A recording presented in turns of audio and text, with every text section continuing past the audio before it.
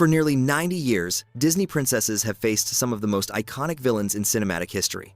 Evil queens, wicked fairies, power-hungry sorcerers, manipulative witches. And every single one of them fell. Some faced justice, some faced death, and some faced fates worse than either. Today we're breaking down every Disney princess villain's defeat and downfall from 1937 to 2025. Let's see how evil gets what it deserves. Let's start at the very beginning. The Evil Queen, Disney's first villain. She's vain, obsessed with being the fairest in the land, and when her magic mirror tells her Snow White has surpassed her beauty, she snaps. She orders the huntsman to kill Snow White and bring back her heart in a box. When that fails, she takes matters into her own hands. She transforms herself into an old hag, creates a poison apple, the sleeping death. One bite and Snow White will fall into a death-like sleep. And it works. Snow White bites the apple, falls. The dwarfs believe she's dead. But as the queen flees, the 7 dwarfs chase her through a storm. She climbs a cliff, tries to push a boulder down on them. Then lightning strikes. The cliff crumbles beneath her feet, and the evil queen falls. She plummets to her death. Her body lies broken at the bottom of the cliff. Vultures circle overhead. The evil queen's downfall is poetic. She was destroyed by her own vanity, by her obsession with beauty and youth, by her refusal to accept that beauty fades and someone younger will always come along. She died chasing her own insecurity off a cliff. Cinderella gave us Lady Tremaine, the wicked stepmother.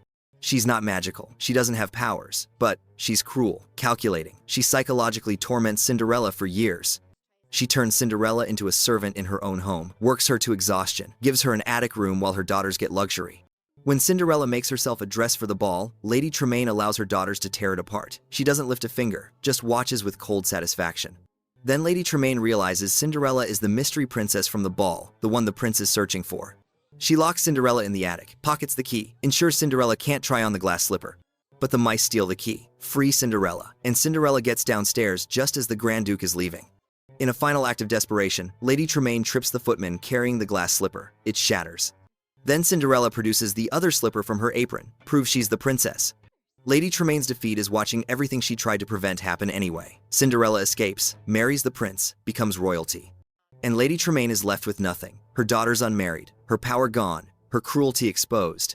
She doesn't die, but she loses everything she schemed for, and that might be worse. Sleeping Beauty gave us Maleficent, the self-proclaimed mistress of all evil. She's not invited to Princess Aurora's christening, and that insult enrages her. So she curses the infant. On her 16th birthday, Aurora will prick her finger on a spinning wheel and die. The good fairies change the curse to sleep instead of death, but Maleficent spends 16 years ensuring the curse comes to pass. And it does. Aurora pricks her finger, falls into a death-like sleep. Maleficent has won. She captures Prince Philip, locks him in her dungeon, mocks him with visions of Aurora sleeping for 100 years while he ages and dies. But the 3 fairies free Philip, give him the sword of truth and the shield of virtue, and he rides to fight Maleficent. Maleficent surrounds Aurora's castle with a forest of thorns, tries to stop Philip with every spell she has. When that fails, she takes matters into her own hands. Now you shall deal with me, O prince, and all the powers of hell. She transforms into a massive dragon, breathes fire, tries to incinerate Philip and the fairies. The battle is brutal. Maleficent's dragon form is powerful, nearly unstoppable. She has Philip cornered on a cliff with nowhere to run. Then the fairies enchant his sword, now Sword of Truth, fly swift and sure, that evil die and good endure. Philip throws the sword. It pierces Maleficent's heart. The dragon screams, staggers, falls off the cliff, and when she hits the ground, her body disintegrates. All that's left is her black robe, her staff, and scorch marks where the dragon fell. Maleficent's downfall is absolute. She's not imprisoned, not banished. She's dead, destroyed, erased. The most powerful villain Disney had created up to that point was killed by a prince with an enchanted sword and the power of good triumphing over evil. The Little Mermaid brought us Ursula, the sea witch, banished from King Triton's court. She's bitter, power-hungry, and she sees Ariel as her ticket back to power. She offers Ariel a deal, 3 days as a human. If the prince kisses her, she stays human. If not, she becomes Ursula's prisoner forever. And Ursula takes Ariel's voice as payment. But Ursula doesn't play fair. She transforms herself into a beautiful woman named Vanessa, uses Ariel's voice to hypnotize Prince Eric, makes him fall in love with her instead. She nearly succeeds. The wedding begins. Ariel's time is almost up. Then Scuttle and the animals attack, break the shell necklace containing Ariel's voice. Ariel's voice returns. The spell on Eric breaks. But the sun sets. The 3 days end. Ariel transforms back into a mermaid, becomes Ursula's prisoner. The deal is complete. King Triton offers himself in exchange for Ariel's freedom, and Ursula accepts. She transforms Triton into a polyp, takes his crown, his trident. Now I am the ruler of all the ocean. The waves obey my every whim. She becomes giant, uses the trident's power to create a massive whirlpool, raises shipwrecks from the ocean floor. She tries to kill Eric and Ariel with the trident, nearly succeeds multiple times. Then Eric climbs onto a shipwreck, steers it toward Ursula, and drives the ship's sharp bow straight through her stomach. Ursula screams, shrinks, the trident falls from her hand, and she's destroyed. Her body sinks into the ocean, her power gone, her schemes ended. Ursula's downfall is being killed by the very thing she controlled. The ocean, the shipwreck she raised, the power she craved. She died reaching for a power that was never meant to be hers. Beauty and the Beast gave us Gaston, the most handsome man in the village, the best hunter, the most arrogant. He's obsessed with Belle, believes she should marry him because he's Gaston. When Belle rejects his proposal and humiliates him publicly, his ego is shattered, and he becomes dangerous. He manipulates the entire village, convinces them the Beast is a monster who'll kill their children, forms a mob, leads them to storm the castle. He locks up Maurice, leaves Belle trapped, ensures she can't warn the Beast. But Belle escapes, gets back to the castle, warns the Beast the mob is coming. The mob attacks, but the Beast's servants fight back, defeat the villagers, send them running. Gaston finds the Beast alone on the roof. The Beast is heartbroken, believes Belle isn't coming back. He doesn't fight. Gaston beats him, brutally. The Beast doesn't defend himself. Gaston has no honor, no mercy. Then the Beast sees Belle return, and he fights back. He overpowers Gaston easily, holds him over the edge of the roof, could kill him. But the Beast shows mercy. Get out. He lets Gaston go, turns away to reunite with Belle. And Gaston, being Gaston, stabs the Beast in the back. Literally, he pulls out a knife and stabs him. But the roof crumbles. Gaston loses his balance, and he falls. Falls from the castle roof, screaming, and dies. In his final moment, skulls appear in his eyes, a symbol of death. Gaston's downfall is perfect. He was given mercy, given a chance to walk away, and he betrayed that mercy. So he fell, killed by his own treachery, by his inability to accept defeat, by his narcissism that made him believe he deserved Belle and would take her by force. He died because he refused to let go. Le Fou is Gaston's sidekick, his yes man, his enabler. He helps Gaston with every scheme, helps lock up Maurice, helps lead the mob to the castle. But during the battle, Gaston abandons him, uses him as a shield, makes it clear Le Fou is expendable. Le Fou's defeat is realization. He's been following a monster, enabling cruelty, and he was never valued, just used. He switches sides. But the damage is done. He's been complicit in everything. Aladdin gave us Jafar, the Sultan's royal vizier, second most powerful man in Agrabah. But second isn't enough. Jafar wants to rule. He's been hypnotizing the Sultan for years, using his snake staff to control him, searching for the magic lamp that will grant him ultimate power.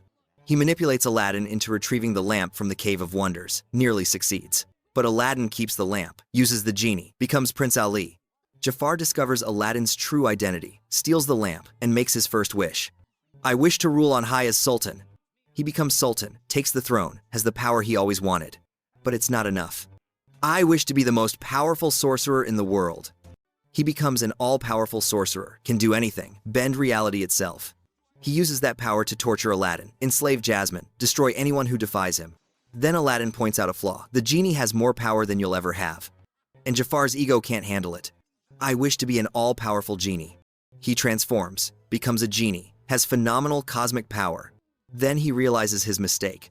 Phenomenal cosmic power, itty-bitty living space.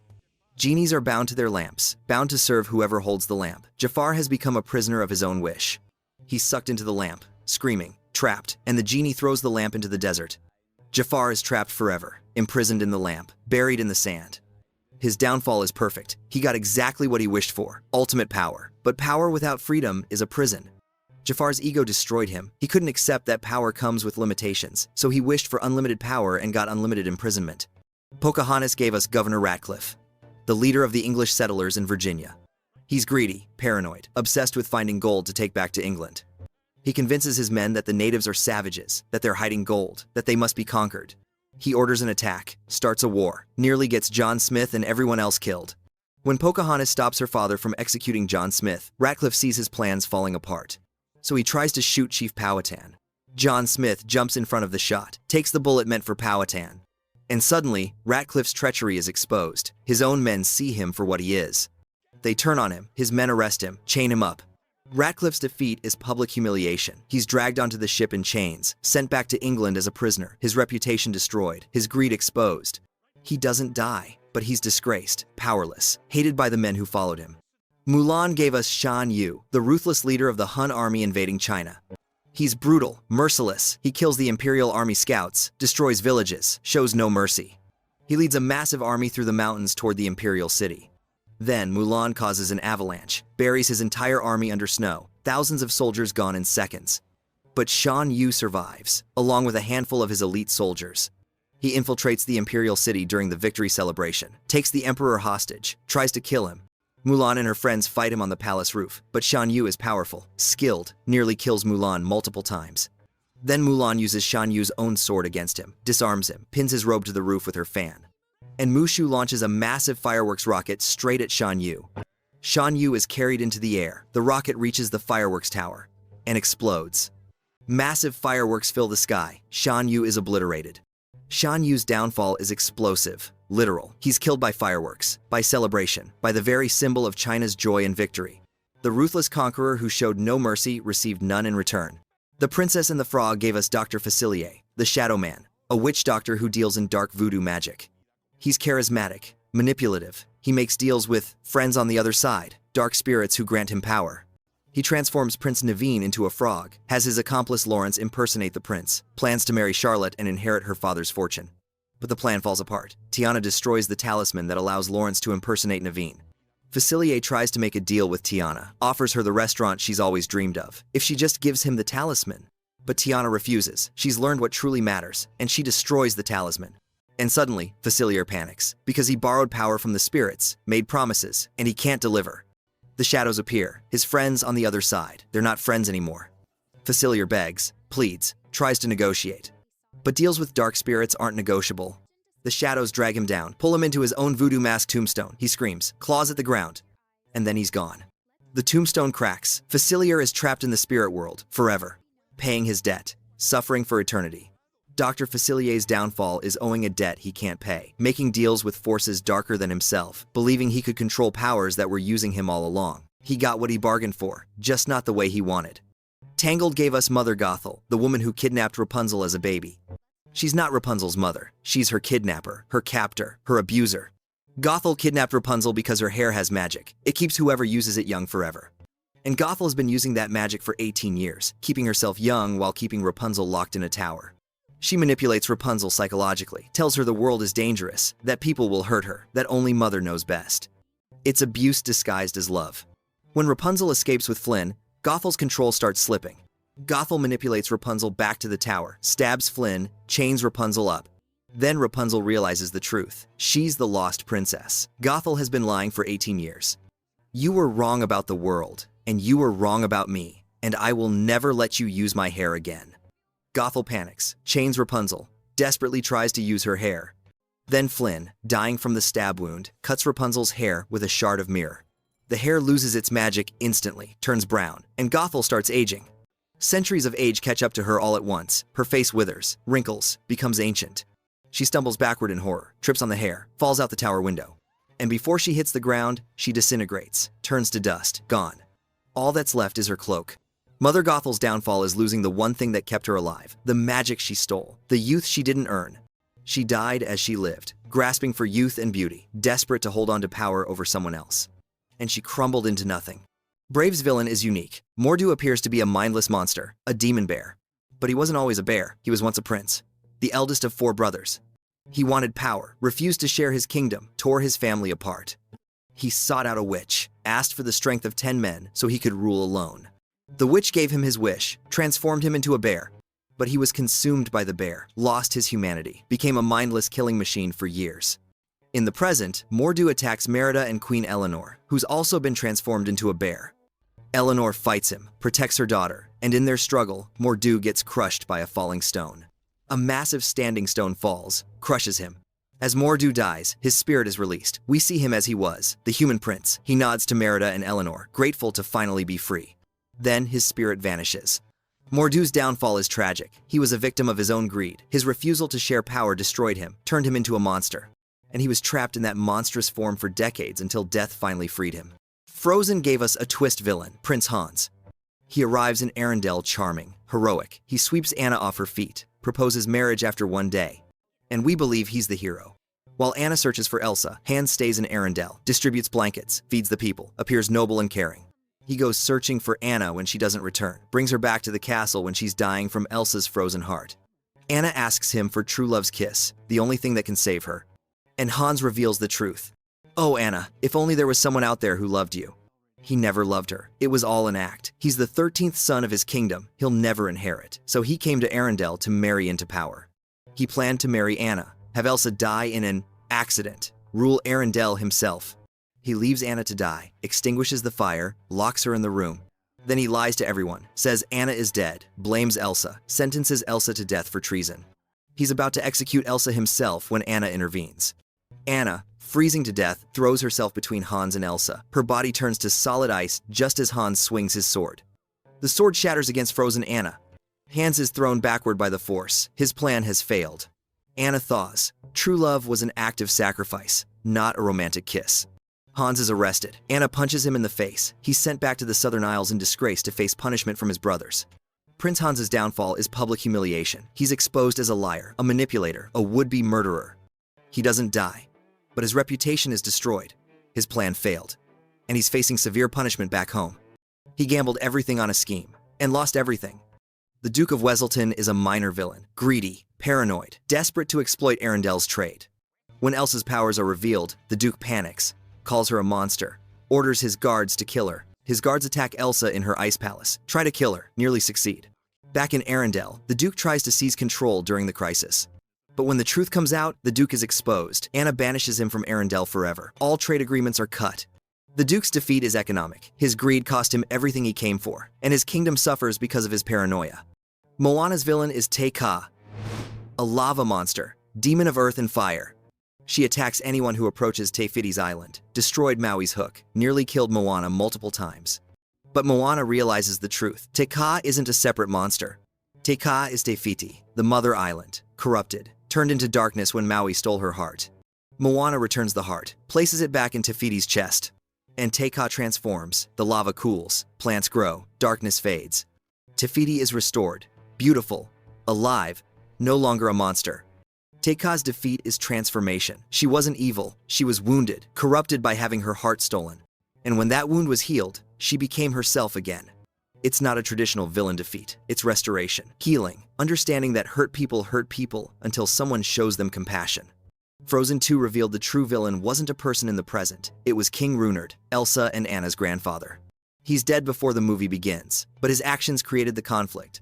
Runeard built a dam for the Northuldra people, called it a gift, a symbol of peace. But it was a lie. Runeard feared the Northuldra because they had magic, so he built the dam to cut off their resources, to weaken them. Then he murdered their unarmed leader during a peace meeting. That act of treachery caused the spirits to rage, created the mist that trapped the Northuldra and Arendellian soldiers for 34 years. Elsa discovers this truth in Otto Hallen. Her grandfather was a murderer, a colonizer, a liar. Anna makes the choice. The dam must be destroyed. The wrong must be made right, even if it means Arendelle is destroyed by the floodwaters. The dam breaks. The spirits are freed. The mist lifts. And Elsa, now the fifth spirit, freezes the floodwaters, saves Arendelle. King Runeard's defeat is posthumous. His lies are exposed, his legacy destroyed, his crimes revealed. The dam he built, his monument to colonial control, is destroyed, and the people he oppressed are finally free. Raya and the Last Dragon gave us Namaari, not exactly a villain, but an antagonist. She's from the Fang tribe. She and Raya bond as children over their shared love of dragons. Then Namaari betrays Raya. Her tribe attacks. The dragon gem shatters. And that shattering releases the Droon, monsters that turn people to stone. For 6 years, Namaari and Raya are enemies, fighting over the gem pieces, both trying to save their people, but working against each other. Then Namaari makes a terrible mistake. In a moment of fear, she fires her crossbow and kills Sisu, the last dragon. Namaari is horrified. She didn't mean to, but Sisu is dead. And without Sisu, the world falls to the Droon faster. In the end, Namaari offers herself, tells Raya to use her gem piece, save herself, let Namaari turn to stone. And Raya chooses trust. They take a leap of faith together. The gem is restored, the Droon are defeated, everyone is saved. Namaari's defeat is learning that control through fear doesn't work, that betrayal has consequences, that trust is stronger than power. She's redeemed, but she had to face what she did, accept responsibility, and choose differently. Wish gave us King Magnifico, the sorcerer king of Rosas. He seems benevolent, he takes people's wishes to protect them, grants a few wishes occasionally. But he's actually controlling everyone. He takes their wishes, their dreams and ambitions, and locks them away. Most wishes are never granted. He's keeping people complacent, powerless, dependent on him. Asha discovers the truth. Magnifico isn't protecting wishes. He's hoarding them, controlling people by controlling their dreams. When Asha challenges him, Magnifico turns to forbidden magic, dark spells that corrupt him, make him paranoid, power-hungry. He descends into tyranny, starts destroying wishes out of spite, threatens his own people. In the end, Magnifico is defeated by the collective power of the people, their wishes, their dreams, their hope. He's trapped in his own staff, imprisoned by the same magic he abused. King Magnifico's downfall is being consumed by power. He started by genuinely wanting to protect people, but control corrupted him. And in the end, the people he tried to control defeated him with the very thing he tried to suppress, their wishes. From the evil queen falling off a cliff, to Magnifico trapped in his staff, from Maleficent killed by a sword of truth, to Hans punched in the face and arrested. Disney princess villains have faced justice in every form imaginable. Some fell literally. The evil queen, Gaston, Mother Gothel. Some were destroyed by the very power they sought. Ursula killed by a ship, Jafar trapped in a lamp, Facilier dragged to the spirit world. Some faced public humiliation. Lady Tremaine watching Cinderella escape, Ratcliffe arrested by his own men, Hans exposed as a liar. Every single one was destroyed by their own flaws. Vanity, greed, pride, control, fear. And every princess stood strong, proved that goodness, courage, and love are more powerful than evil. Which Disney princess villain had the most satisfying defeat? Was it Maleficent being stabbed through the heart, Ursula impaled by a ship, Gaston falling to his death, Mother Gothel crumbling to dust? Or was it the psychological defeats, Hans being exposed, Lady Tremaine losing everything, Jafar getting exactly what he wished for? Drop your answer in the comments. Let us know which villain got what they deserved. And subscribe for more deep dives into Disney's greatest stories. See you guys at our next story. Don't forget to like and subscribe.